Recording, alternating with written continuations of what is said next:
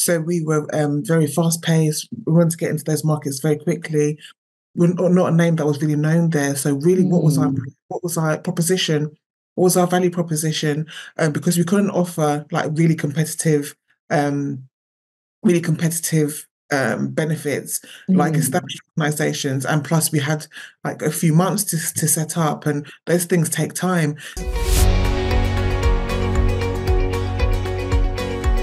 Welcome to the All in Recruitment podcast by Manatal, where we explore best practices, learnings, and trends with leaders in the recruitment space. If you like our content, please subscribe to our channels on YouTube and Spotify to stay tuned for weekly episodes. My name is Lydia, and joining us today is Felicia Squire of WildBrain. Pleasure to have you with us, Felicia. Thank you, Lydia. Thank you for having me today. Felicia, tell us a little bit, and walk us through your background. You've been in HR and talent space for most part of your career, I understand, right? I have, yes. So I've worked for a range of different sectors and sizes of companies. So I've worked for not-for-profit, government, fast-moving consumer goods. And where I am now, I've worked in the tech space, and where I am now is about creativity and children's and family content TV. So a very wide variety of Mm. industries and experience, but the talent issues and the HR issues and opportunities are all very similar in all those organizations, just different companies at different journeys throughout their strategic journey. And you are people director at WildBrain. I mean, it's been a year and a half now. We're talking pre-show. So, what are some areas you've prioritized for this industry, bringing all that experience from different sectors that you were in into the creative industry? What might be some areas that you've looked at during this time? Yeah, so we've one of the key focuses in the last year and a half has really been about expansion. So we've expanded into the APAC market, and we've opened offices in Singapore, in China, and across the region. So it was really about bringing in the right talent, especially in the post-COVID world, Mm. making sure that we not just about what we need now, but what we need in the future, making sure that talent was aligned to our future strategic goals. So the last year and a half has just really been about growth and expansion, and What make sure those individuals were really onboarded into the business, understood the business, as well as people who are already established in the business, really understanding the different cultural contexts. Right. And what might be some complexities around expansion, into a totally different market that is new for the business and also new for HR in terms of bringing a culture together? It's one of the first ones was really about the packages that we were offering. So we were very fast paced. We wanted to get into those markets very quickly. We're not a name that was really known there. So really, Mm. what was our proposition? What was our value proposition? Because we couldn't offer like um, really competitive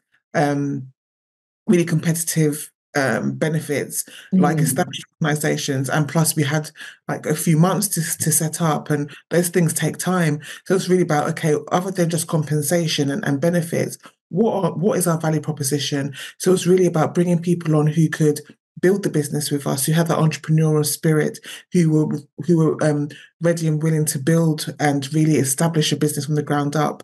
And then all those other pieces would come together as the businesses become more established. So it's really about really defining what our value proposition Mm. was.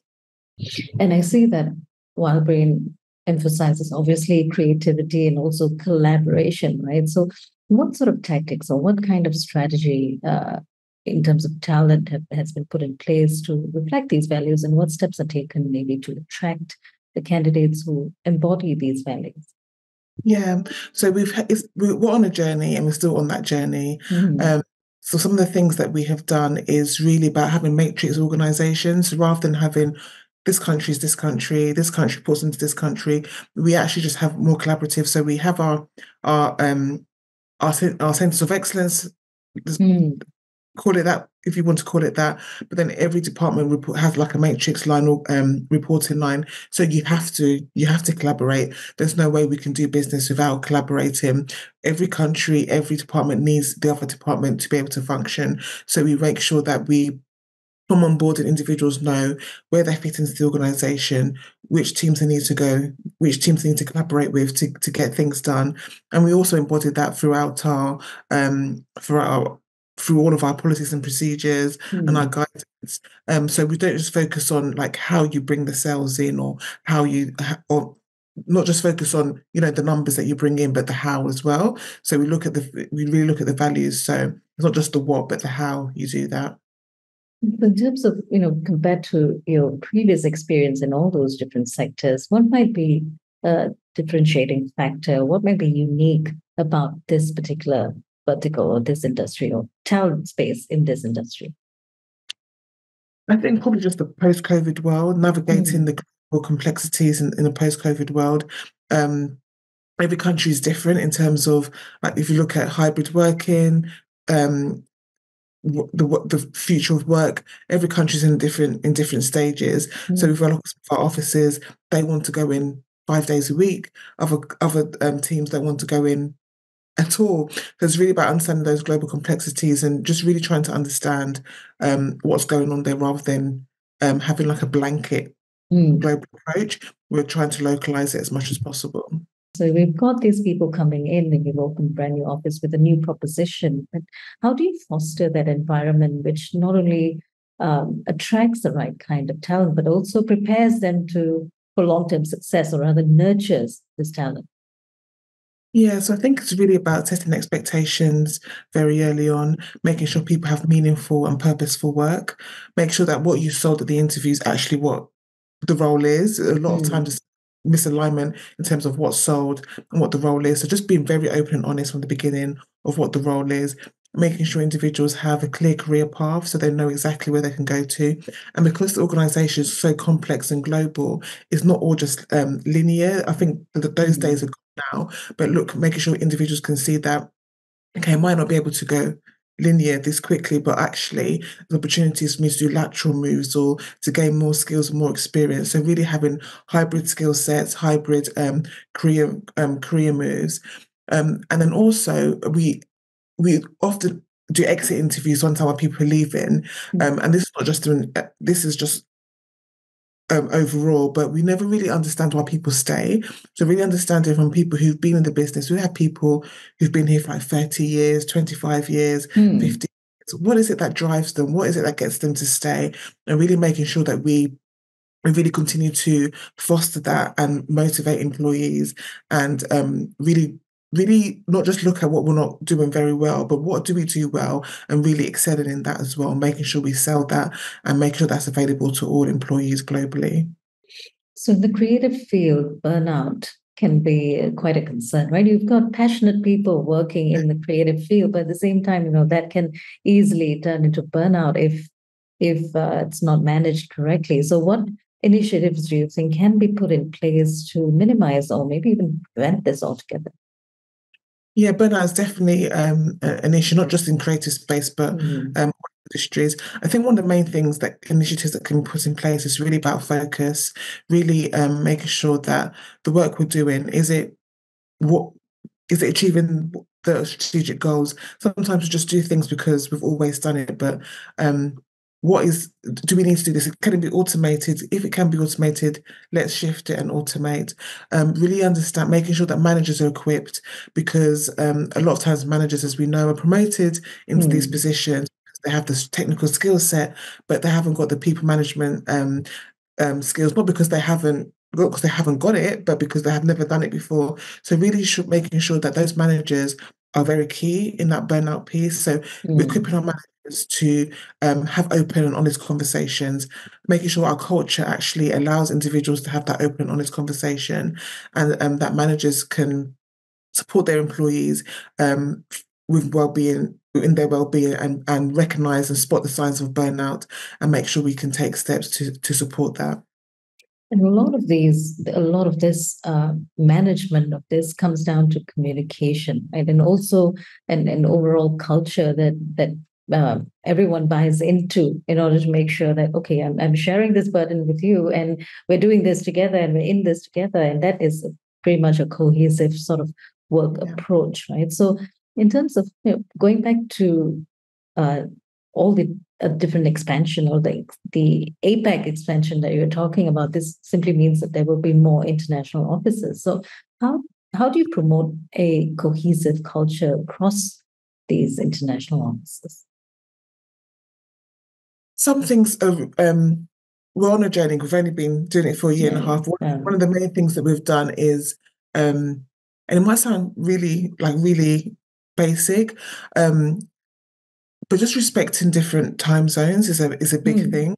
So what we found is that's really that's fundamental to everything else, right? Yeah. So one of the things that we were finding is that meetings were being booked in at like 9 o'clock, like not necessarily urgent meetings, but just like normal standing team meetings were being booked in at 9 o'clock because it was convenient for the team in the UK and Europe. But actually just shifting to remember that, yes, people will join the call, but no, it's not okay to have it at 9 o'clock every week. So little things like understanding things like things like time zones. When we opened up the offices in APAC, we introduced like a mentor system where all the new joiners were signed up with somebody in Europe who were in a similar role to them, so they can ask questions, really understand the business, and then for the people in Europe as well to understand the market and the complexities. So really, it's been a lot of education for on both sides. But one of the main things was really about that time zone piece. Another piece that we're looking at now also is that our organizational structures, it doesn't necessarily work as well in some of the other cultures that we work with. So how can we flex and how can we make sure that we're not just doing a one size fits all, but looking at those local nuances and seeing how we can adapt and change to make sure that we are meeting the overall needs of our business and local. And I imagine that might be a long-term sort of it's a long-term project, or it's a long-term effort in finding out what these different nuances are like in various markets, right? So who might be the stakeholders involved in this? Yeah, so the leadership team definitely have to understand that and be committed to kind of drive some of those changes. And we just have this culture that people shouldn't be so sensitive or defensive because we're all in it for the same goal, really.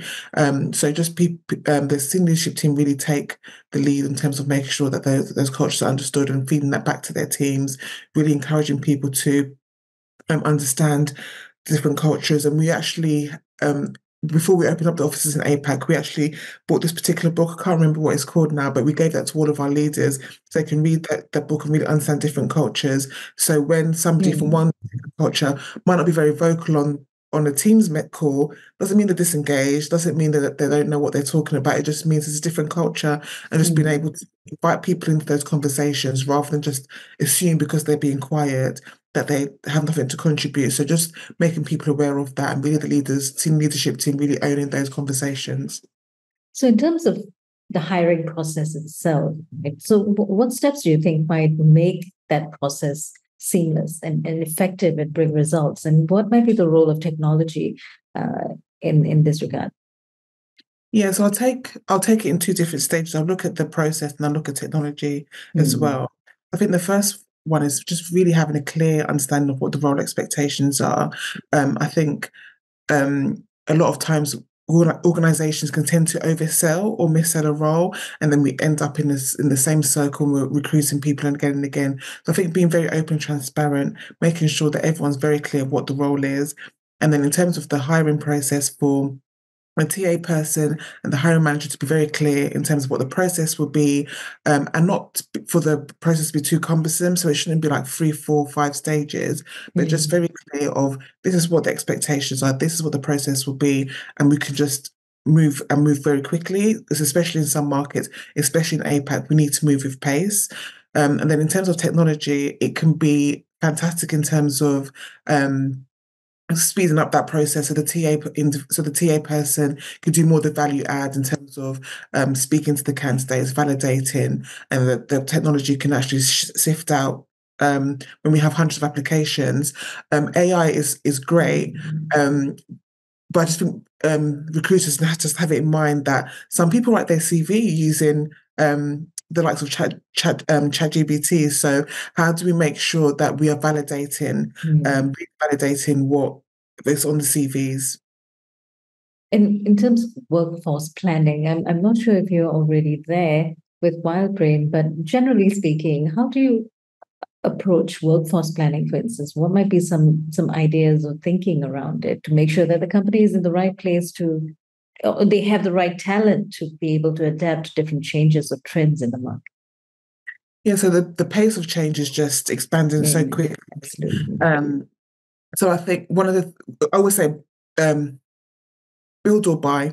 So we're either going to bring in the talent in-house, or we're going to build. And I think it has to be a collaborative, like a combination of both. We need to bring new talent in, but we also have to build our current talent as well. So in my previous role, it was a education technology company. So we were very about building the existing workforce, making sure they have the skill set and the knowledge of the new technology and the skill set that's needed in the future. So it's a collaboration between the two. So in terms of workforce planning, we look to see what we need just for next year.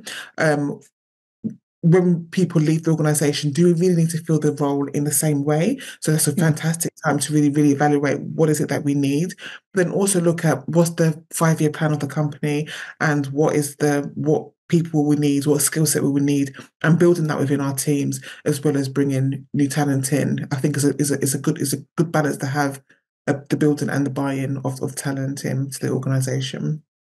And going back to these changes that you mentioned, as you rightly mentioned, the changes are so rapid and it's getting shorter in terms of intervals, right? And you're seeing that happening as you go along. So learning is definitely a key element in becoming a well-rounded or really informed talent acquisition professional. So on that note, what advice would you give someone who's starting out in talent acquisition today?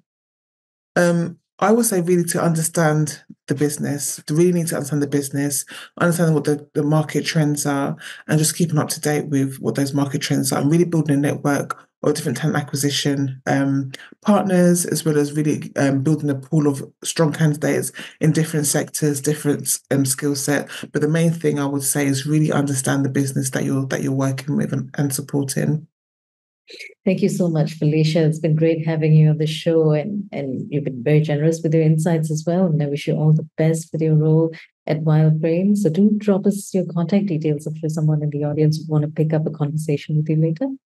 Perfect. Thank you. Thank you for having me. You can catch me on LinkedIn. So my username on LinkedIn is Felicia Squire. And we have been in conversation with Felicia Squire of WildBrain. Thank you for joining us. And remember to subscribe to stay tuned for more weekly episodes of All in Recruitment.